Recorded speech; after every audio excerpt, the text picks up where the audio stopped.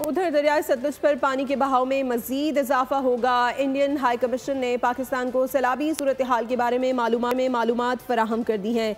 PDM में पंजाब ने Indian high commission के मरासले के बाद ऊंचे दर्जे के सैलाब से मुतालिक अलर्ट जारी कर दिया। PDM के मुताबिक दरियाए चनाब में मराला के मकाम पर पानी का बहाव 1,15,000 क्यूसिक, खानकी के मकाम पर पानी का बहाव 2,05,000 क्यूसिक है। कादराबाद के मकाम पर पानी का बहाव 2,66,000 क्यूसिक है। हेड तेरेमू के मकाम पर पानी का बहाव 3,31,000 क्यूसिक है। दरियाए रावी में जसर के मकाम पर पानी का बहाव 73,000 क्यूसिक है। शाहदरा पर 1,12,000 क्यूसिक, साइफन पर 1,14,000 क्यूसिक, बल्लू की हेड वर्क्स पर पानी का बहाव 1,44,000 क्यूसिक है। हेड सदनाई के मकाम पर पानी का बहाव 1,22,000 क्यूसिक है।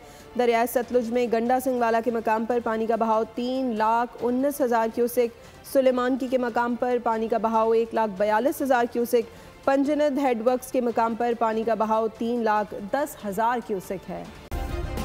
सब्सक्राइब करें और बेल दबाएं ताकि कोई खबर रह न जाए।